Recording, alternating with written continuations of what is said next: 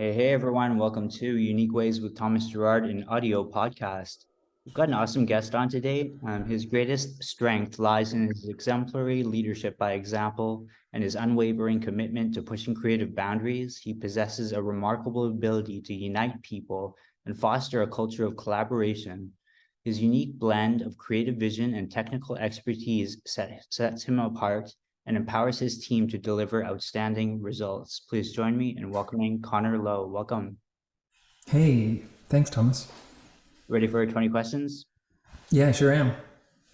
Here we go. Number one, tell me a little bit more about yourself. What do you do? Yeah, I guess I've been calling myself a design leader.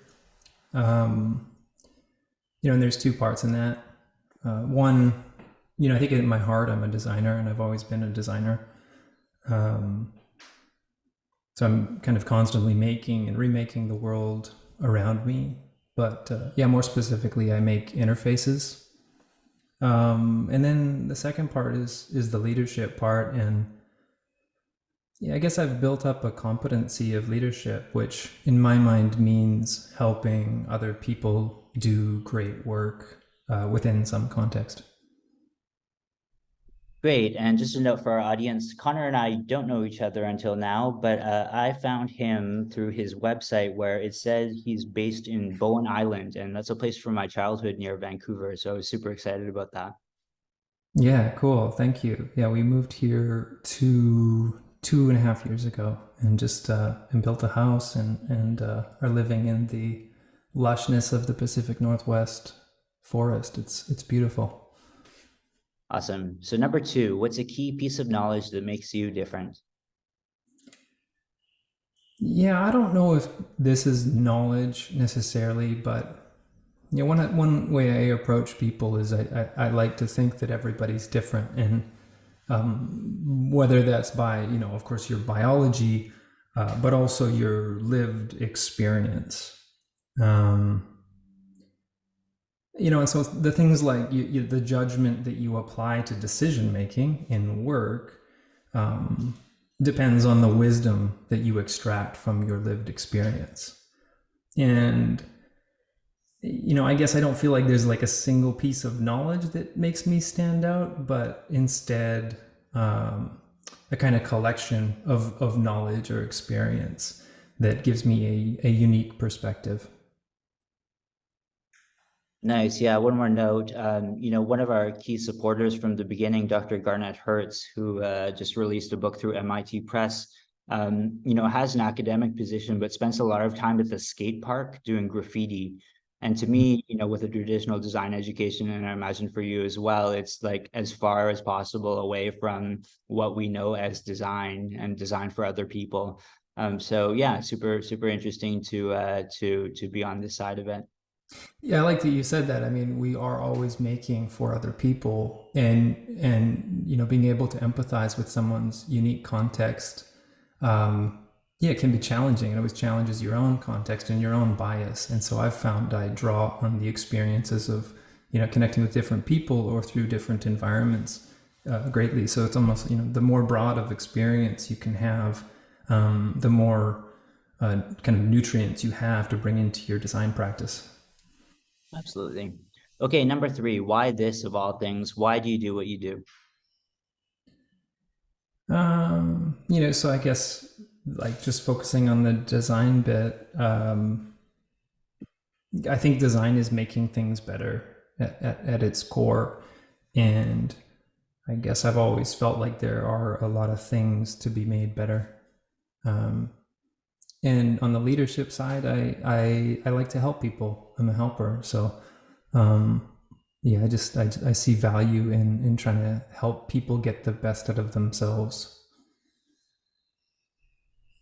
Nice. Yeah. Recently, we had a guest on, Timothy Goodman, who's a muralist based in New York City. And recently he designed these, or he made some art that made it onto these NBA basketball shoes for this NBA basketball player.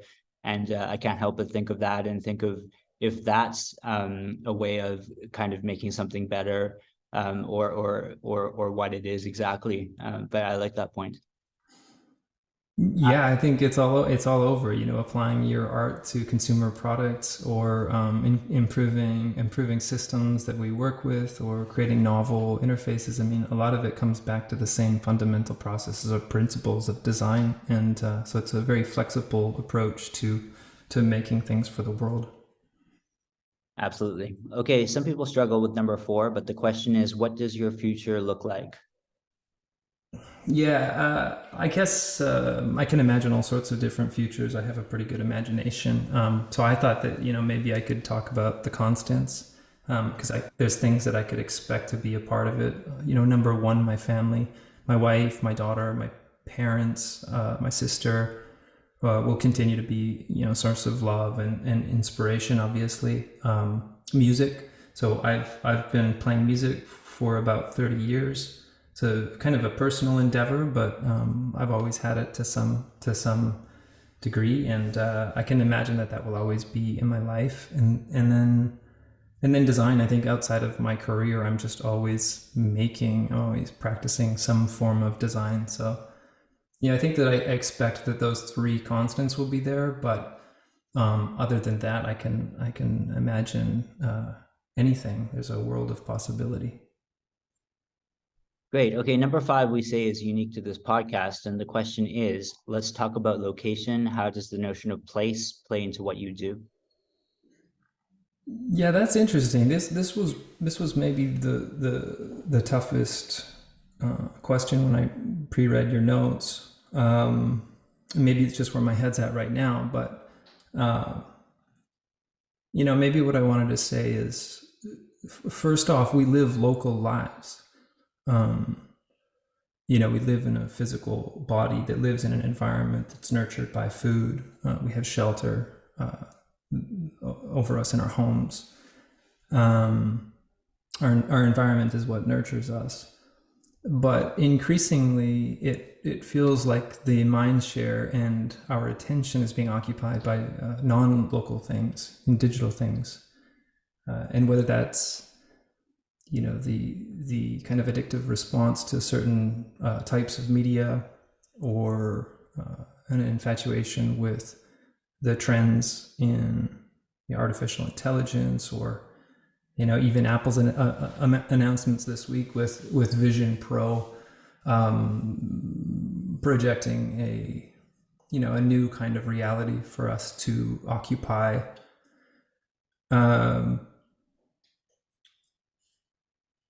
I think that all matters because we have some significant challenges with our environment, with our local lives. And so what's challenging for me in answering this question is that fundamentally a user experience designer, an interface designer, interaction designer is a digital designer. And I guess I'm just aware of and contemplating the implications of that on balancing our attention on these topics with attention on sort of pressing challenges in the physical world. Great. Okay, number six, if you had to start from the beginning, what advice would you give your former younger self? I don't think I would. I think that everything is the way it's supposed to be. Cool. Number seven, what's a day in your life like? First thing, I guess my life right now is pretty different than the past 10 years. I have a lot of flexibility right now. But I wake up around 6:30 or 7. I get my daughter to school. I'll have a workout, usually go for a run or something like that. And then I head to my studio and do some sort of computer work, some sort of work. I don't have a lot of meetings right now, so I get to indulge in very focused time. I can carve out chunks of time to go deep on something, and I find that really rewarding.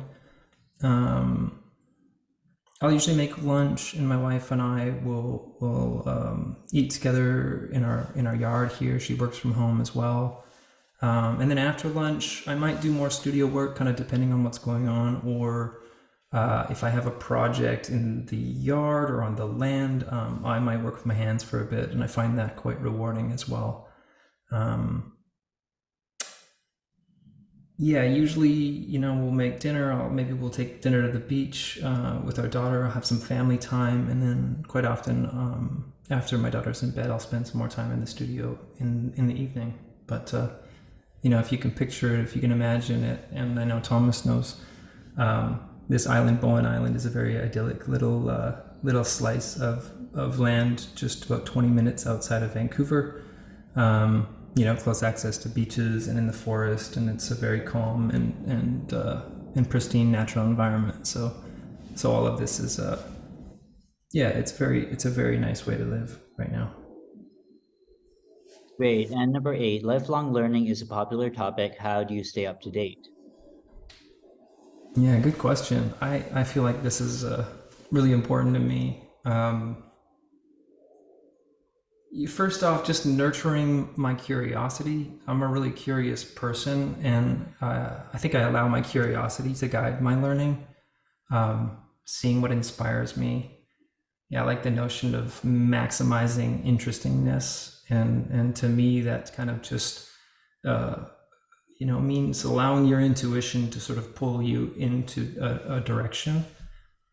Almost in contrast to that, I'll also invest in relevant areas, adjacent to my work. So right now I've been taking in a lot of the spatial design content that Apple is producing for Vision OS, or reading books on managing people in organizations or design leadership. I think that it's good to balance both an intuitive form of curiosity with a very specific and rational form of learning and development. Number 3, always be making. I really encourage people to do side projects, and I think you learn a lot by applying your knowledge to some form of doing so. I usually have a few things on the go that I'm making that are somewhat related to maybe my career and somewhat not, but sort of always just using that muscle in different ways. And then copying. I think copy as much as possible. If you see something that you like, find a way to make it, and the outcome of that is you both learn a process or develop a process to build a kind of new form, but often you learn new tools. And I find that the tools that we use are constantly changing.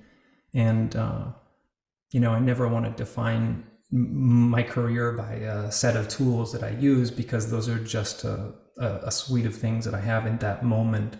But it's almost the ability to learn new tools that helps you have resilience in your career.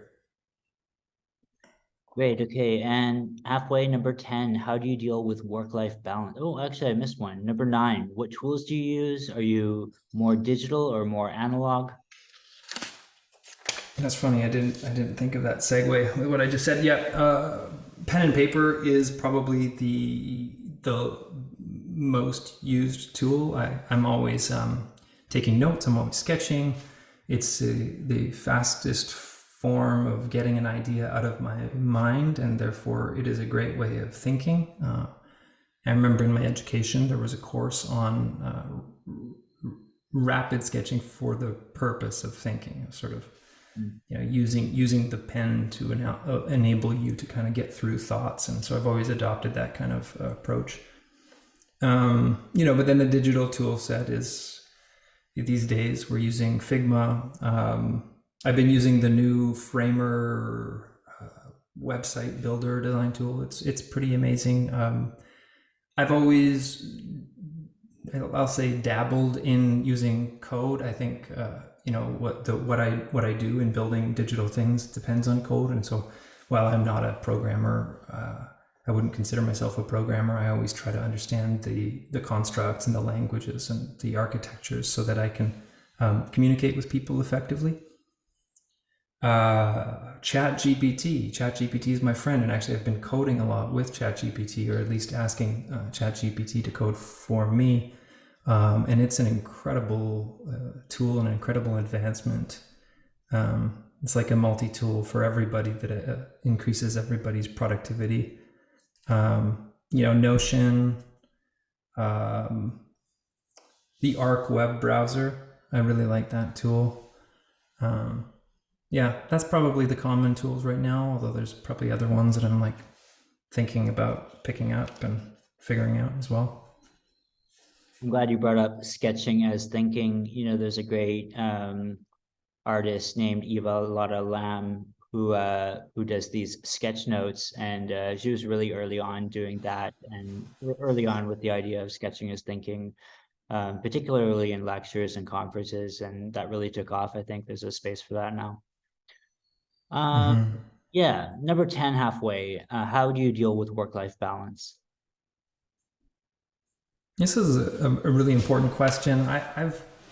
I've firsthand felt the effects of burnout and seen them in organizations, and they're terrible for everybody. They're terrible for business, and they're terrible for people.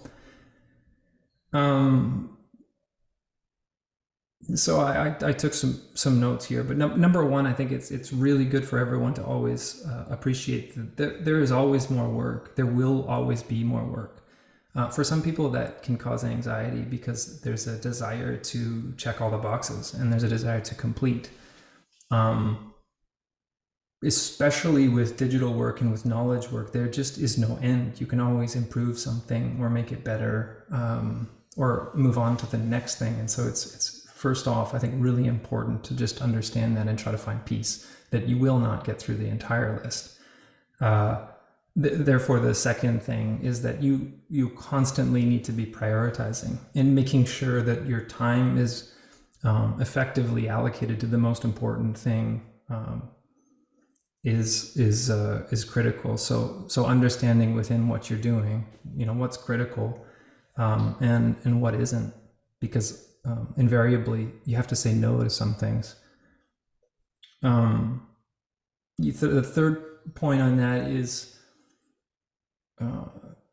you need to understand where your commitments are. And so, all the work, or a lot of the work that we do, is collaborative. And I believe that the commitments that you make should be held.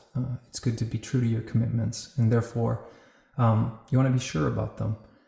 If you have commitments, those take a significant part of your prioritization. The things that aren't committed to are more flexible, but if you've committed to somebody else, you don't want to let them down. Otherwise, the whole collaborative kind of fabric can fail. And so I think that's really important. Just be aware of those commitments.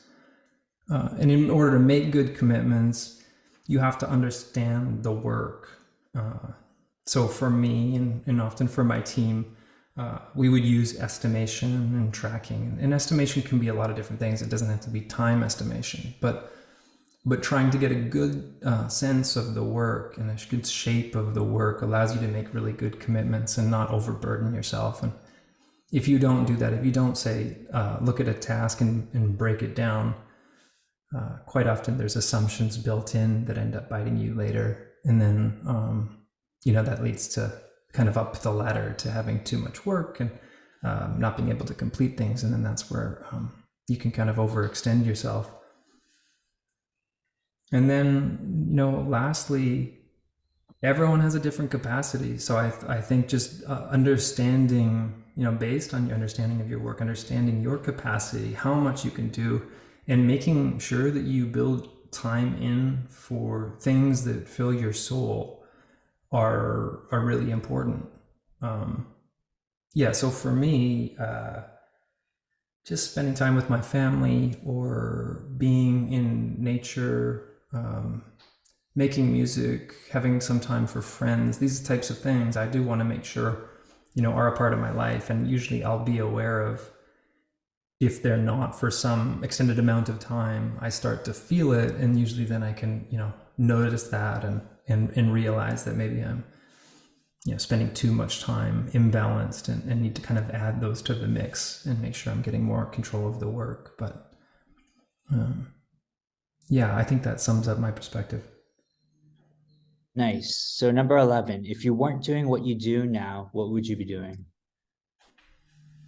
Honestly, I have a hard time imagining that because, like I said earlier, it's just kind of you are where you are.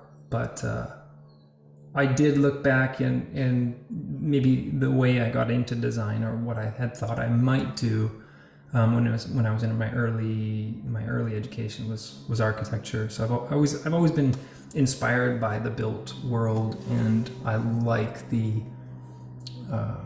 connection of creativity and engineering in architecture. So previously thought that I would get into architecture, but once I discovered this thing called interaction design, it really went well with my fascination for computers.